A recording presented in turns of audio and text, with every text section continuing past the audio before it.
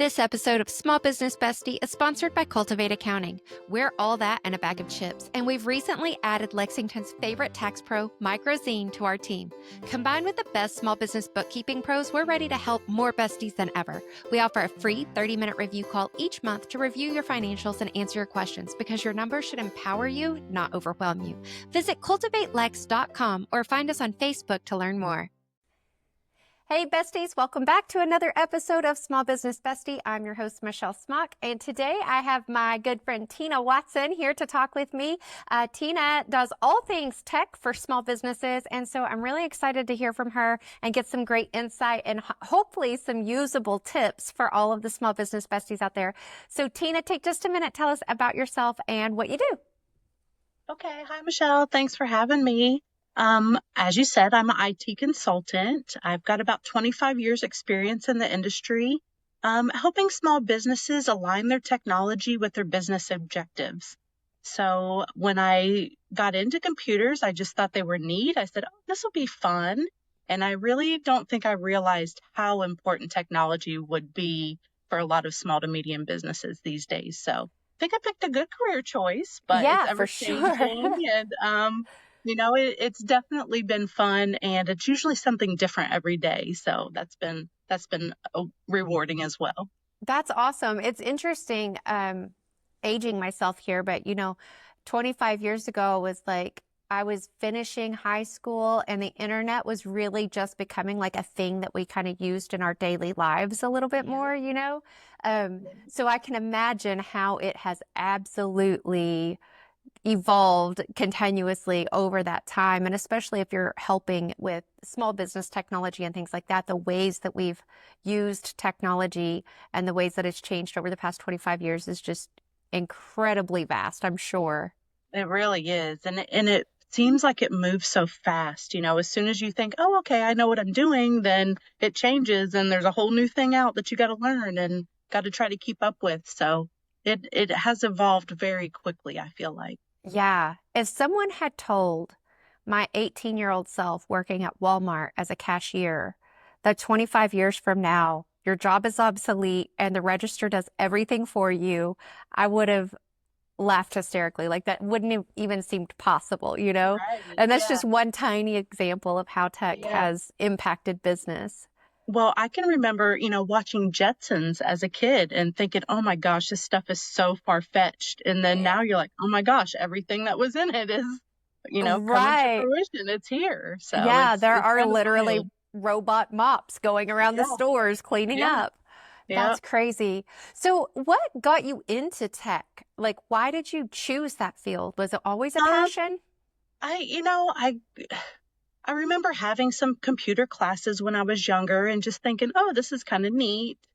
I did my senior year in high school have a coach and a teacher who, meant a lot to me. And he had a computer science class. And I remember sitting in that class and just thinking, this stuff is cool. Like, I really like that, you can make these machines do things that you want them to do. And so that kind of got my interest. And I definitely, when I decided to go to college, I went to Sullivan University here in Lexington.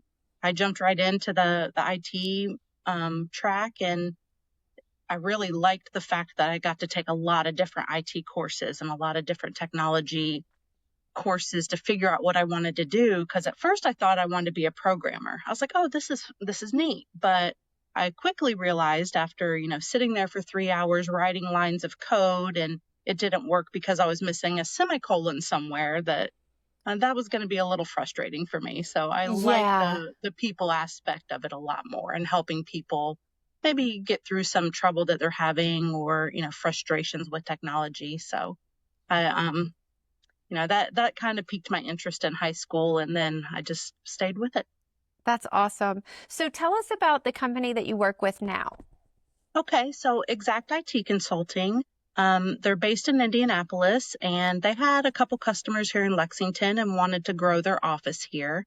So the owner decided to purchase the company that I owned for 17 years, called Technology Consulting Group. And then they asked me to stay on and help them build their brand here. So I got to keep most of my customers, and also go find new ones. They've been in business for about 11 years now, and we have 25 technicians in our company. So I went from a partnership with just two of us in the company to a team of 25. So it really helped me expand, what I can offer, who I can offer it to, and just really build my team where I feel more confident going out there and helping some of those bigger clients that might need it. That's awesome. I think I may have missed that when we talked the first time that you had a company that was then purchased by another company. That's amazing. Yeah. That's kind Yeah. of, one of the things that we fail to think through sometimes as small business owners when we're first getting started is like, what's the exit strategy? Like Right. we're going to start this business and then it's just always going to be, and we Right. don't think through the fact that at some point you either step away and let someone else run your business, you sell the business, or you close the business. Like one of those three things is going to Right. happen. Yeah. And if we're not clear on what our goal is or what we want for the company in the future, it can feel really scary and frightening when that starts to happen. Did you Yeah. find that was it expected or unexpected when this happened? Definitely unexpected. Like we were not even really looking to sell the company, and we were fine just doing what we were doing. But we had a mutual friend of ours who I was just talking to one day, and he said, "Hey Tina, I know a business out of Indianapolis that's looking to grow here in Lexington and maybe purchase another company. Would you be interested in a conversation with them?" And at first I was like, no, I don't want to do that. But I was like, it's not going to hurt to talk to them. You never know. And Yeah. so it was very surprising, was not something we planned at all, but it definitely seemed like the right time and the right thing to do. So definitely happy with the situation. And yeah, I don't know that I planned that in the beginning. Like you're saying, you think about those things as a business owner, but it just kind of happened organically. So That's incredible. Well, congratulations. And you said thank that's been a you. couple of years? Yeah, the end of 2023. So I've been with the company for about a year and a half now. We get close to 2 years. So yeah. That's great. So you and I met through just out and about networking. I know we ran into each other everywhere because you're a Yep. huge networker here in Yep. Lexington, and so am I. Um, are there any tips or advice? You've been doing this a long time, out hustling and making those connections. Are there any tips or advice that you have around that specifically about building your community or networking? Yeah. I mean, I just try to find groups that are welcoming, that meet a lot of people that you want in your circle. There are a couple that I've went to that I'm like, yes, I like these people, but I don't think they're the right people to help me grow, the right people to help my business. So I'm always looking for the people to connect with that, not only are going to help me grow, but I've really found that I like being the connector too. So I'm trying to think of, oh, who from this group should I introduce to this person because they would, be good referral sources or good customer for each other or whatever it is. So just finding ways to be the connector kind of puts you in those situations where people will think of you too, when they're looking for something. Yeah, absolutely. I think stepping into that role of being the connector is such a empowering feeling. It brings me so much joy when I'm able to make that valuable connection for Mhm. somebody. I'm like, oh, my work here is done. I can Yep, go rest. exactly. That's awesome. All right, so I'm going to switch gears a little. I want to get into the value that I know you can bring to us on the tech side because that's something that we have not talked about on the podcast at all. And it's so important and obviously so often overlooked in small Yeah. business. I'm almost 60 episodes in and I've never talked about it. So I want to know, are there particular situations or things that especially in the beginning when you're setting up your systems and processes that small businesses need to be thinking through and addressing from the very beginning because if not, maybe it causes huge issues down the road? Sure.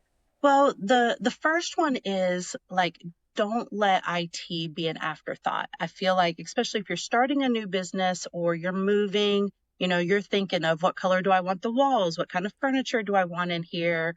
I need to get the lights turned on, things like that. And then all of a sudden you get there and you're like, "Oh my gosh, I need internet." And a lot of times that takes, 30 or 60 days to get installed. And if you're ready to open Monday and you don't have internet, that might be a problem, right? What kind of systems do you need? Where do you want your server closet to be?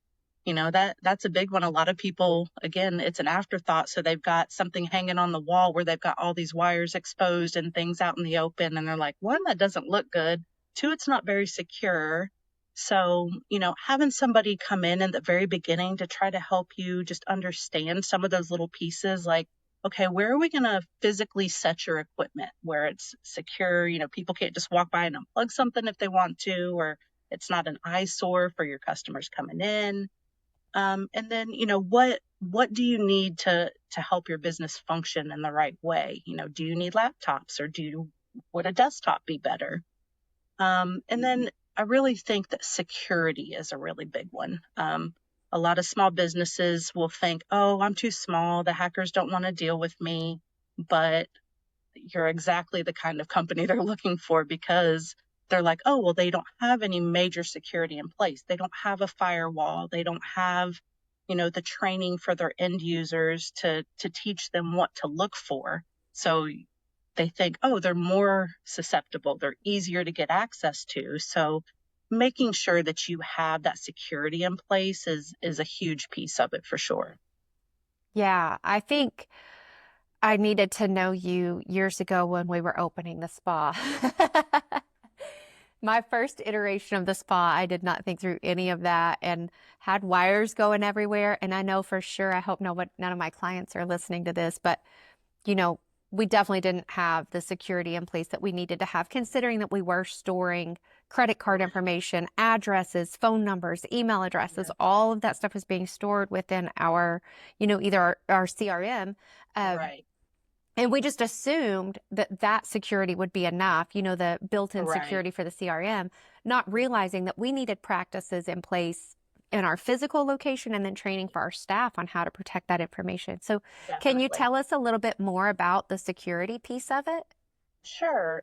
So, I'm going to lean on what Exact does here, and we provide managed IT services. So we try to help small businesses take that stress off their plate by providing those pieces of security at the desktop level, at the server level, even at the network, firewall level, that's going to keep things from getting into your network. Hmm. We offer end user training. So we send out a little email every other week that's like 2 minutes long video and then 3 questions that all the employees kind of have to go through this training process. Just helps it keep in the front of their mind, so they're not, clicking on things they shouldn't, or they're, aware of the most recent, hacks and things going on out there. And then because we are experts in the industry, we have a lot of guys on our staff that have been in a lot of big organizations that understand what kind of security is required. We deal a lot with medical customers, so, HIPAA compliance, PCI compliance, things with financial institutions where they've got to make sure that all the T's are crossed and I's are dotted, because if they do have a breach, they're going to end up getting fined if their things are not in place that are supposed to be. Right. So, we just try to help them make sure that they have the security layers in place, and we help monitor and maintain those so they don't have to stress about it so much, because it's not their expertise, it's ours. And so it's a lot easier for us to do it than for them to worry about that piece of it. Yeah, absolutely. Are there any things that you run into on a regular basis that are like easy fixes that you could just help us like, understand? I know for one thing, like at the spa, and this is before Neil and I joined forces, so this was just my like ignorance. Thank goodness he was actually in the IT field before he opened his spa, so he brought a lot of knowledge to me. But before we joined forces, in order to save time, we didn't put a password on our front end computer that sat at the front desk Yeah. and didn't think about how vulnerable that left our information. Like anytime the spot coordinator walked away from that front desk, that was literally an opportunity for anyone to run back there and see information. They probably weren't going to get a credit card because it was all encrypted, but they could get, Sure. emails, phone numbers, Yeah. addresses, notes from the client files. Any of that stuff was really Right. unprotected. Again, I Right. hope nobody back in Oklahoma is listening to this, but you know, so are there little tips and tricks like that that you could help us understand? Like these are the Sure. base level, like you got to have this stuff. Yeah.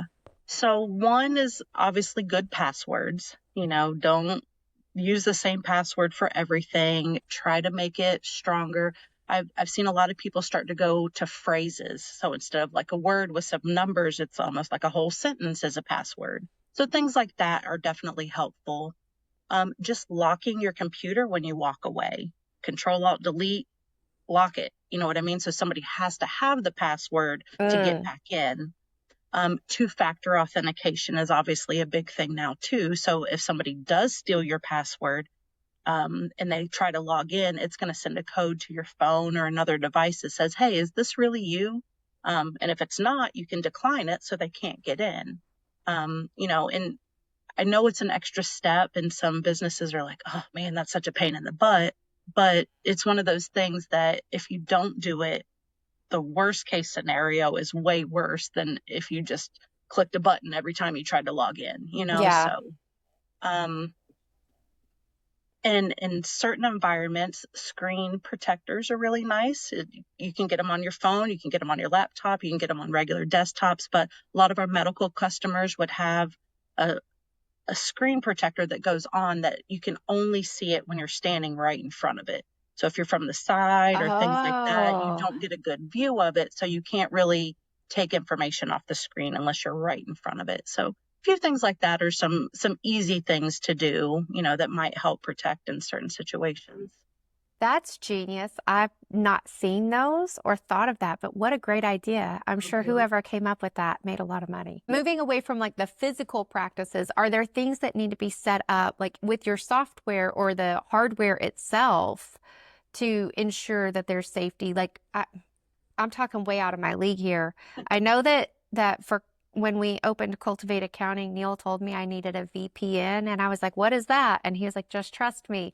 So there's this little thing that I have to make sure works, and then I have to log into it. And he tells me that that makes my computer safe to use on other people's networks. Um, Sure. so, Hmm. are there other things when it comes to software and things like that that we need to be thinking through? Yeah, updates are one, I think that's an easy one, but it's one that gets overlooked a lot, both, Windows updates or Apple updates or actually just updates from the manufacturer. So I have like a Lenovo ThinkPad. There's a little program on my computer from Lenovo that I can go and check for updated software for this specific laptop. So my BIOS, my network card, my Wi-Fi card, like a lot of different things that they put out updates for. Not only helps it stay secure, but helps it run more efficiently also. Windows updates, if Wait. You're yeah, saying I'm actually supposed to do those updates? you are supposed to do those. Because when Yeah. I see the thing pop up, I almost always tell it no thank you because I'm Yeah. like, I just learned where all of the things are the way it is. Like, don't go changing it on me. Right, But right. I guess I need to change that practice. Yes. Yeah. And I mean, always make sure that it is a legit source, right? Like if you're out browsing the internet and something pops up and says, "Hey, click here to update your drivers," probably don't do that. But, like go to the Lenovo software on your computer and say, "Hey, check for updates." And then it'll go out and look specifically for what you need. So, Okay. you do have to be a little careful on what you're clicking on and make sure that it is the specific thing that you want to do, not just something that's popped up randomly when you're out surfing the web. Yeah. Mhm. And Windows There's, updates are important because a lot of times I've noticed if they've got Windows updates that are sitting there ready to be installed, it will actually make your computer run really sluggish. And you're like, why is it so slow? But if you just say, "Hey, install updates and restart," a lot of times it'll take care of that stuff. oh, man, I'm so glad that you came on today so I could learn that because I literally have been ignoring updates like my entire career. Oops. Awesome. Okay, so at Exact IT, you offer the consultation to like come in, make sure that you have all the software and hardware and things are set up and you've got your closet where you can house all of the servers and wires and weird things that I know nothing about. And then like the ongoing service, like you said, is the Mhm. education piece. And Yep. then if something happens, I call you and I say, "Hey Hmm. Tina, something has happened and you can Yeah. help me." Yeah. So with our managed IT services, we basically do everything for you. Like we will set up new users, we will, have a help desk support in case you can't print or your email's not working or you've got a project and you want to install a new computer. We have a help desk again with about 25 technicians that are ready to take phone calls. So, I think that the managed services is nice because it gives small businesses the opportunity to know exactly what their IT spend is going to be every month. I think a Mm. lot of companies that do the break fix scenario, they don't call as often because they're like, oh, I don't want to get that bill, right? But if you know this is how much it's going to cost me every month, no matter if I call once or I call 100 times, then you're more likely to stay on top of that stuff and feel okay giving our number to your employees. So you're like, hey, you can't print. I don't have time to deal with that. Call the help desk. So Yeah. it does it again, we're trying to take some of that stress off, owners and managers so they don't have to be the on-site IT person when they're supposed to be doing other duties. Yeah. Even in our very, very tiny accounting company, the number of times that I would jokingly say IT, and Neil knew that that meant I was having some sort of tech issue. It was almost Yeah. always I can't print or I can't get Yep. something to open or probably I just needed to run an update. Right, right. Yeah, that makes so much sense. So the businesses that you work with in this area, you said that you guys work with a lot of medical practices, things like Mhm. that. Are there other specific industries that come to mind that are like, these are perfect scenarios for us to be able to help with? Yeah, I mean, just about any business that has a computer, obviously, but Yeah. ones that are a little more tech heavy, obviously medical's one, but accounting, finance, um, engineering and architects. We Yeah. have quite a few auto dealerships in Lexington as well. So, we've got nonprofits. They're really across every industry, but it's the ones that are, at the point where they need help, but it doesn't make sense for them to hire somebody full time, right? Yeah. And even when you do that, you really want a team of people because you're getting more expertise, you're getting, more availability, all the things that go along with that. But yeah, every industry, I mean, I say our sweet spot is probably between 10 computers and 200 computers, but we've got everything in between and even some with less than 10. Yeah. It's so interesting. We were talking about how technology has evolved and how much more it's used and things like that. But like, even in, I was just thinking of like some of our clients, with the accounting company and thinking through like, how many computers do I think each of these businesses have? And like, we have a roofing company. And every single one of their salespeople, their technicians, everybody on their team has their own individual either tablet or laptop that they're carrying with them constantly because everything is done in a software now. Yep. And I don't know, it's just crazy to think about, even an industry like roofing is like so tech heavy now. It really is. And you were talking about VPNs earlier, that's kind of where that comes into play, making sure that you've got those secure connections from one point to another. But, asset management of those devices. How many of those roofers are going to leave the in their truck and then somebody, breaks in and steals it? Yeah. Or, so when that happens, what do you do? Are you able to wipe it remotely? Are you able to recover it? Or you just chuck it up as a loss and hope nobody steals your data? So Yeah. making sure that even those devices that you're giving out to employees are secure and available to be wiped remotely if need be is pretty important. Yeah. Man, so many things to think about as a small business owner. And like I Yeah. said at the top, like I think this is just one of those things that we assume probably because we're at a point now where the majority of us who are in business have kind of grown up with computers and technology being a part of our daily lives and things like that. But obviously there's so much, more when you start thinking about, you're housing other people's data Right. and how important that data is for your operation. So if you lose Hmm. it, what do you do? You Yeah. know? So That was is definitely going to be my next point. The Oh, okay. data is the most important thing, right? Like the computers can be replaced very easily. You just go buy another one, right? But Right. if you can't restore that data or get back that information of who owes you money, who you owe money, Mm. what your calendar looks like, if that stuff gets lost, that's when a lot of businesses end up closing the doors because they're just like, we can't recover from this. Yeah. So making sure that your data is not only secure but backed up and easily recoverable is really important. And I think a lot of people that move to cloud hosted solutions kind of have this sense of security that, oh yeah, they're backing up my data, but not always. So, it's a really good idea to make sure that you have your own backup solution to whatever cloud hosted solution you're doing because they don't always back it up. That's a scary thought. Mhm. I think when you and I first met, I told you the story about when we closed our business, we knew that we needed to keep those records for a certain period of time, whether it was for client retrieval, if they maybe decided to file an insurance claim on an injury or something like that. There were all these reasons that we needed to store that data.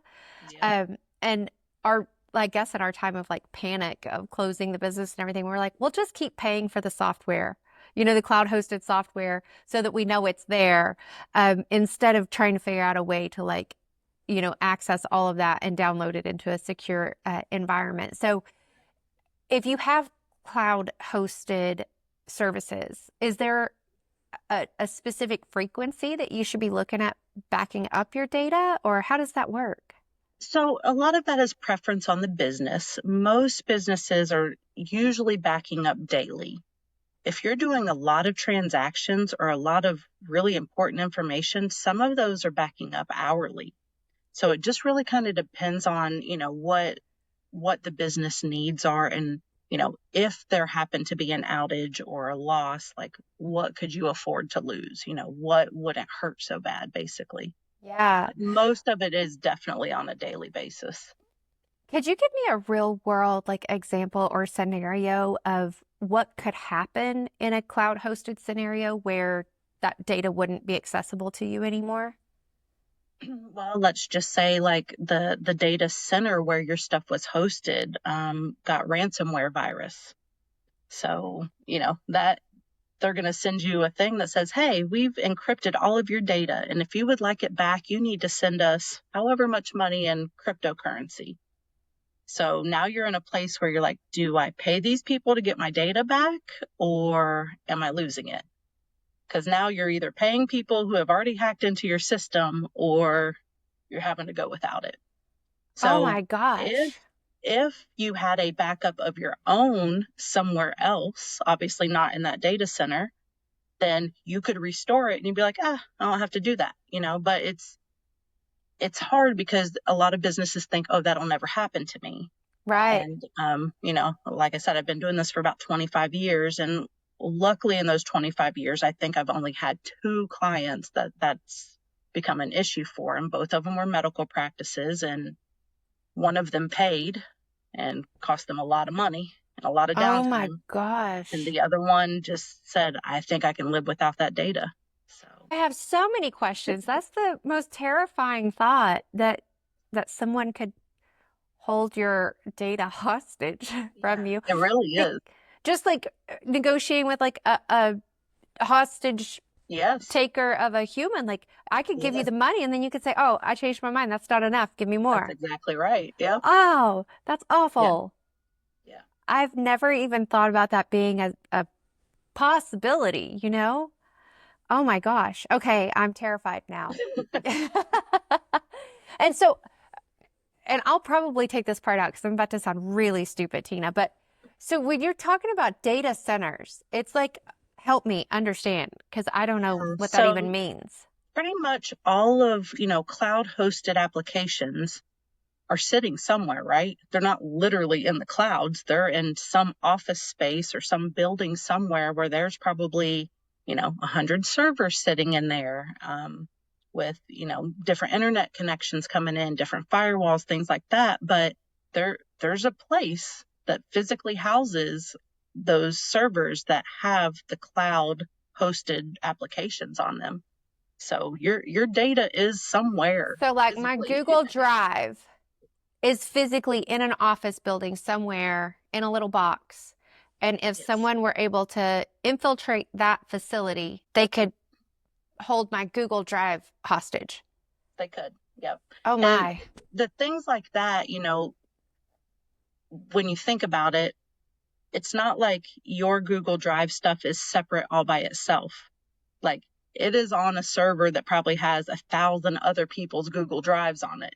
You know what Yeah, I mean? Like, they don't have a separate piece of equipment for every single person. right. So a lot of that stuff is stored in the same location, with other people's information. So So if yeah, they're not using best practices, then I'm vulnerable.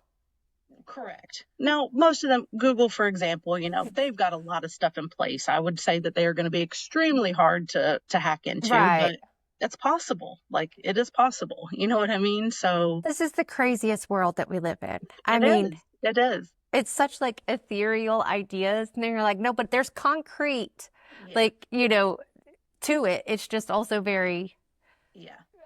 unreal, like Jetson like. Right. Right. Well, and you got to think about it, the only thing the cloud is doing is taking from you having a physical piece of hardware at your location and putting it somewhere else. Yeah. Right? Like, it's just like, oh, you don't have to worry about this part of it. We'll take care of it. But it's still living somewhere. Oh my gosh. Yeah, I think I need to go live in a cave and just disconnect because I understand so little about technology. And I think that over the next decade or two, it's going to become so much more imperative that you have a firm understanding of how it all works together and things like that. Right. So, do you want to go live in a cave with me? I might. I might. Okay, cool. Tech burnout's real. No. Yeah. I'll find a Sometimes you know really too big much and you're like, cave. I don't want to know anymore. Yeah. Oh my gosh. Okay, is there anything else that you want to touch on?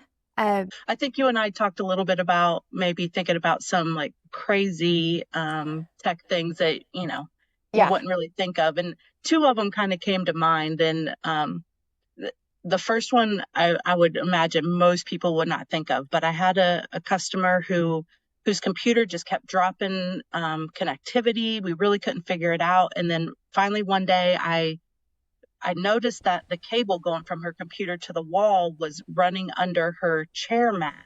Well, it happened to be one of those chair mats that had a bunch of the like little spikes on the bottom so it wouldn't move. And it had literally punctured holes through the cable. So, she was just losing connectivity because that cable was so Oh damaged. And my it was just like, gosh. so just replace the cable, don't put it under your chair mat. It was fine. And then another one I can think of is there was a customer who had a server that was just running really bad. And so I finally go on site and I go look at it, and it's in this very dusty, dingy closet. And it was probably like 100 degrees in there. And I don't think people understand that those servers, because they're doing so much processing, they get really hot. Like if you've got a tablet or something and you've got it running for a while, you feel that they're getting hot. Well, those servers do that as well. So it was in this dusty, dirty closet of 100 degrees, and it just could not function. It was like, I need some AC. So we had to move it Yeah. out of there. But, just some little things like that are things that people don't think about, some of those physical aspects of things that might affect, connectivity and computers. But I thought those Yeah. were two that were kind of interesting. So. Absolutely. Awesome. Mhm. Well, Tina, thanks so much for taking time today and for sharing your wisdom with us. I hope that everybody else learned something. I probably will leave in those parts that I said I'll take out because, That's fine. if I have the questions, somebody else probably does too, and they might be too Right. scared to ask just like I usually am. So, Right. um, awesome. Well, thank you so much. And for those of you guys who don't know Tina or want to get connected with her, I know that she is often at the Small Business Bestie meetups. And you can follow her on social media. I'll be sure to link out to your social channels and your Awesome. website. And then I guess that about wraps us up for today. Cool. Thank you so much for having me. This has been awesome. And, I enjoy sharing the technology information with people because, like you said, not everybody's, it's not one of those conversations that comes up a lot. People don't sit around and talk about their tech stuff very often. So, It's true until you need it. Until yeah. you need it. Yeah. When it's Oh, crisis and I need you right now. exactly. Mhm. Well, we'll keep you on speed dial so that when I need you right now, I know how to get you. But thank you so much. And we will Thank talk to you. all of you guys later. Thank you. All right, besties, that does it for today. If you're interested in becoming a part of the Small Business Bestie community, join us in the Facebook group or find out more information on the website at smallbusinessbestie.org.